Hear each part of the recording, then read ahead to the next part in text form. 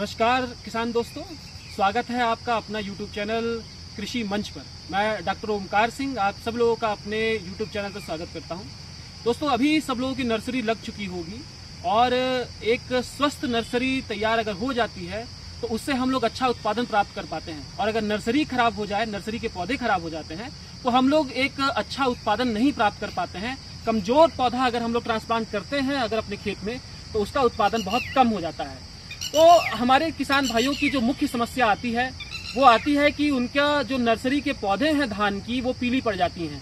आइए जानते हैं इसके बारे में कि हमारे पौधे जो हैं वो पीले क्यों पड़ते हैं और उसको हम लोग किस प्रकार से बचा सकते हैं। दोस्तों, हमारे जो पौधे होते हैं नर्सरी के, वो कई वजह से पीले पड़ सकते हैं। एक तो अगर गर्मी ज्यादा होती है और जब पछुआ हवा चलती है, लू लगता है, तो हमारे जो नर्सरी के पौधे होते हैं वो काफी कोमल होते हैं और इस तरह के जो हवा होती है गर्म, उसके थपेड़े सहन नहीं कर पाते हैं और वो पीले पड़ने लगते हैं। किसान भाइयों को ये सलाह दी जाती है कि जब भी वो अपने खेत में पानी डालें तो उचित मात्रा में अपने खेत में जो नमी है उसको बनाए रखें और इसके साथ शाम के समय में उनको सिंचाई करनी चाहिए। अगर वो लोग दिन में सिंचाई करते हैं तो इससे होता क्या है कि पानी जब जमा रहता है खेत में और जब धूप पड़ती है, गर्म होने की वजह से पानी भी बहुत ज्यादा गर्म होता है और जो कोमल पत्तियां होती हैं धान की, वह जलने लगती हैं, पीली पड़ने लगती है, मुरझाने लगती है। इसलिए शाम के समय पे हम लोगों को अपने खेत में नर्सरी पे सिंचाई करनी चाहिए और कोशिश करनी चाहिए जहां पर पानी जो जमा होता है कि दिन में वो पानी जो है उसको निकाल दे, उसका निष्कासन कर दे। इसके साथ ही जब पत्तियां पीली पड़ती हैं तो फिर एक और वजह होती है, वो है नाइट्रोजन की कमी या यूरिया की कमी। इसको कैसे पहचानेंगे?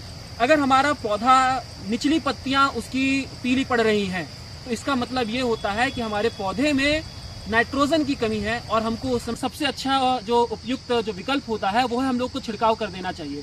यानी कि अगर निचली पत्तियां पीली पड़ रही हैं तो हम लोग को यूरिया का 2% के हिसाब से अपने खेतों में पौधों के ऊपर छिड़काव कर देना चाहिए। इसका मतलब ये है कि 1 लीटर पानी अगर है तो उसमें 20 ग्राम दवा मिला करके हमको जो है छिड़काव कर देना चाहिए। या जो मैं यूरिया की बात कर रहा हूँ तो 20 ग्राम के आसपास 1 लीटर पानी में जो खाद है यूरिया की मिला करके अपने खेतों में अच्छे से छिड़काव कर देना चाहिए। पौधा हमारा वहां से अवशोषित कर लेगा जो यूरिया है और नाइट्रोजन अवशोषित करने के बाद से वो पीलापन उसका खत्म हो जाएगा। दूसरी चीज क्या है कि हमारे पौधे जो है वो जिंक की कमी से भी पीली पड़ती है। तो ये देखना हम लोगों को, अगर पत्तियां पीली पड़ रही हैं और उसमें भूरे रंग का धब्बा पड़ रहा है या लाइनिंग आ रही है, जो लाइन बनती है वो जिंक की कमी से होती है। तो हम लोग को ये देखना है कि नाइट्रोजन की कमी से भी पीला पड़ता है पौधा, जिंक की कमी से पीला पड़ता है। लेकिन जिंक की कमी में क्या होता है कि पौधे में धब्बा भी पड़ता है भूरे रंग का या लाइनिंग भी होती है। तो हम लोग को जो जिंक सल्फेट है उसका छिड़काव कर देना है। जिंक आपका 2 तरीके है, एक 33% में और एक आपका जो है 21% में आता है। तो जो 33% का जो जिंक है उसको हम लोगों को लगभग 3 ग्राम प्रति लीटर पानी की दर से घोल बनाकर छिड़काव कर देना है। और अगर 21% वाला जिंक अगर हमारे पास मौजूद है, उपस्थित है, तो हम लोगों को 5 ग्राम प्रति लीटर पानी की दर से हम लोगों को अपने खेत में छिड़काव कर देना है और ये जिंक की कमी है जो पूरी हो जाएगी।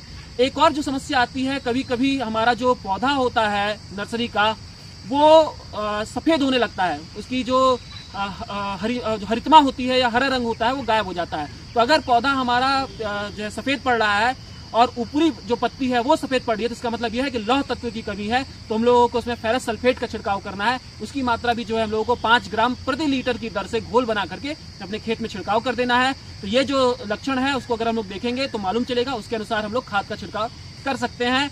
और अगर नहीं होता है, एक बार में इस तरह की जो समस्या है वो ठीक हो जाएगी, नहीं होती है तो 7 से 10 दिन बाद दोबारा अगर हम लोग स्प्रे करते हैं, छिड़काव करते हैं, तो ये समस्या दूर हो जाएगी। हमारा पौधा हरा भरा रहेगा, स्वस्थ रहेगा और उसको जब हम लोग ट्रांसप्लांट करेंगे तो अच्छा उत्पादन प्राप्त होगा।